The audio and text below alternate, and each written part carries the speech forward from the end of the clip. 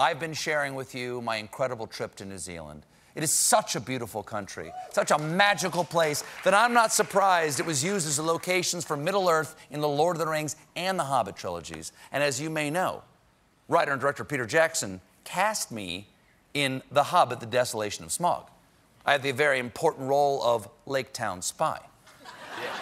So when I was back in New Zealand, I sat down with my friend Peter and talked with him about the next logical step in the Lord of the Rings movie franchise. Jim?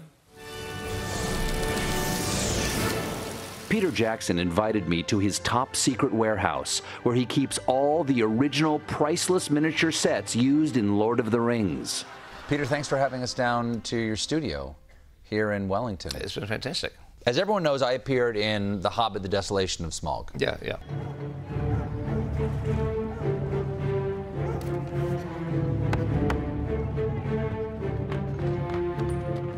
Now, you have decades of experience directing. How would you describe my 6-second appearance on screen? It was, well, it was profound, I think. You took it very seriously. You took it more seriously than I thought you would. I think I took it more seriously than you did. I think you took it more seriously than any actor in the film. What was your favorite moment from my performance? Was it when the eye patch? Yeah. That's a skill. Thank you. You know, people say lines and they can walk around, but to just do that, just with one little flick, flip it down. That's an actor using their costume in an emotional way. Their instrument. You know, being back here gives me an idea, and hear me out before you say yes, yes, absolute yes. What if we spun off my character, Laketown Spy, into his own series of trilogies? What about this for a backstory? My character is actually Aragorn's slightly hotter twin brother, Darrylgorn. I think it's kind of believable because a lot of people go, you know, when I'm walking around the streets in New York, they go, "Are you Viggo Mortensen?" And I go, "No, I'm not." And they go, "Viggo, stop messing with me." And I go, "I promise you I'm not Viggo Mortensen." In what ways do I remind you of Viggo? As a professional, as a director, you've directed both of us. I'm very little, in fact, which is good. Because you're original, you're one-off, you're nothing like Viggo. What I want to ask you is, obviously, I hear the yes, but would you want to direct this movie? Well, look, no. Okay. Let's put that on hold for a second. Okay, let's put the no aside. Yeah. And put it in a little box called yes. And then close the lid and lock it and leave it right there, okay? So we don't know what the answer is right now. It says yes on the box. We don't know what the answer is. Could be it's rattling around trying to get out. There was a no inside of it. There's a no inside the yes box, but right now we can't tell it because we've locked it. No. Okay. You're known for your cameos. You're the Carrot Man in Brie. In The Two Towers, you throw a spear out at the Uruk-hai coming up to Helm's Deep. In The Return of the King, you get shot with an arrow on one of the black ships, the Corsairs of Umbar. What if I could offer you a gratuitous cameo? Yeah, okay. Well, I might have a little bit of time, as long as we can shoot fast. Great, because we already made the trailer. Jim?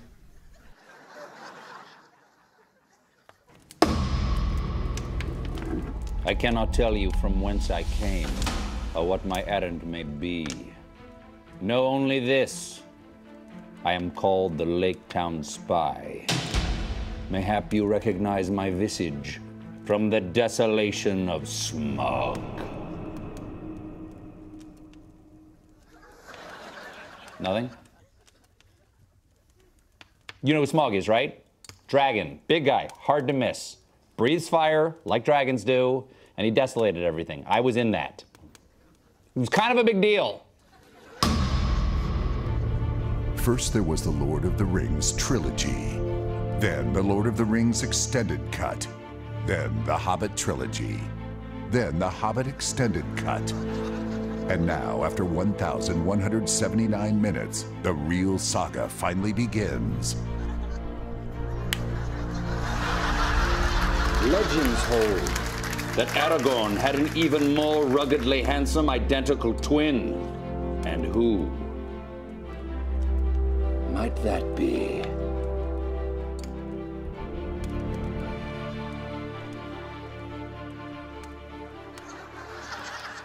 Guys, come on. It's me. I am.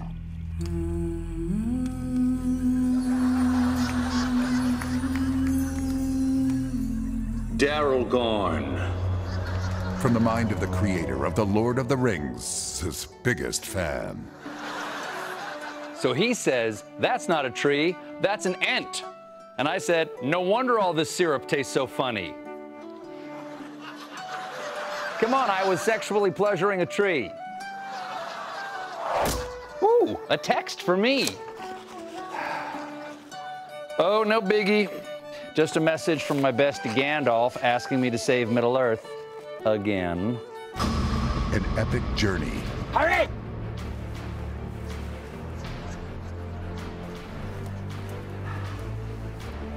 Hey guys, I really get a feeling that the adventure is downhill. Oh yeah, I hear the Black Riders. I'm gonna go give them what for. Garcon elhen igor na hondulist. Anthea albi Aragon. Guys, I speak Elvish. I know what you guys were saying. Something about Aragorn. Pretty sure. The greatest lover. I have made my choice. But you're engaged to my brother. There is no hope for us. There is still hope. You must stay with him. And just imagine he's me. Shh. Don't cry. Don't cry, my love. Okay, maybe just a quickie, but don't tell him. The greatest warrior. Forged in the depths of time, it is known by its ancient name, Swordy McSwordface. We held an online contest. It was a big mistake. The greatest wizard. Hold it in your mind, worm tongue. Hold it! But do not tell me. Is this your card? The greatest comedian. So then I said, Boromir, I hardly know her. Do you like that one? Have you heard the one about the guy who milks the ent? The greatest fan. And I know everybody thinks that Sauron defeated Aragorn when Aragorn looked through the Palantir, but here's what actually happened. Aragorn confronts Sauron using the Palantir of Orthanc, so Sauron thinks that Aragorn has defeated Saruman and taken the Palantir for his own as the heir of Elendil. But by implication, he's taken the ruling ring. Okay, so what does Sauron do? He attacks Minas Tirith before he's ready, man. He got totally played by Aragorn. I mean, Aragorn's all up in Sauron's head. Or giant, flaming eyeball, whatever it is. Anyway, I attack with a longsword. 10 points damage. Your initiative. The film everyone is talking about. A gripping mystery as to why this was made. Variety. Oh, help! There's no movie I won't blurb, says Peter Travers, Rolling Stone. Cease and desist, J.R.R. Tolkien's estate. A legendary cast, starring Stephen Colbert. Hey, Frodo, you dropped your ring. I don't know what the big deal is. It's not like I'm being corrupted by absolute evil or go! Whoa! There it goes! Oh yeah! Oh! I, Darrylgorn the Great, will create a dominion that will rule for all. I'm just kidding. I'm just joking with you guys. I'm just joking. It actually, it doesn't actually work that fast. What? Yeah! Now it's kicking in! And introducing Sir Peter Jackson as his loyal servant, gratuitous of cameo. Let us journey on to the land known as Hogwarts, where we can be sorted by the magic hat. Okay, that's Harry Potter. Quidditch that's Middle-earth. No. The Grey Wizard, Dumbledore. Have you never read these books? There are books. And reprising his role as Gandalf, Ian McKellen. Absolutely not! And Academy Award nominee Viggo Mortensen makes his triumphant return as Aragorn. I said, reprising his role as Aragorn, Academy Award nominee Viggo Mortensen. Stephen, stop. Stop sending these camera guys after me all over the world. So you're not doing it? No, I can't do it. I already told you. If you keep harassing me, I'm gonna have to sick my lawyers on you. Okay, then reprising his role as Frodo, Elijah Wood. Yeah, I'm in. A film 20 years in the making. Concentrate, young Padawan. Use the Force. Come on, man, that is Star Wars.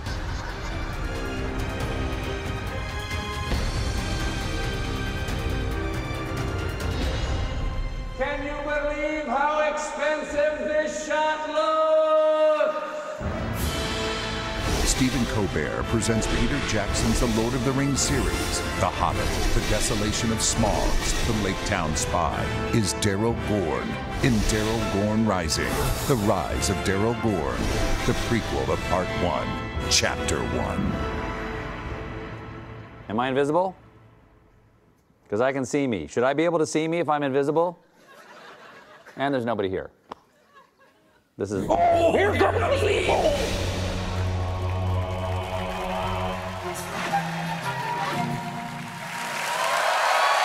Thank you, Peter Jackson. Tomorrow night, I explore the natural beauty of New Zealand and have the adventure of a lifetime.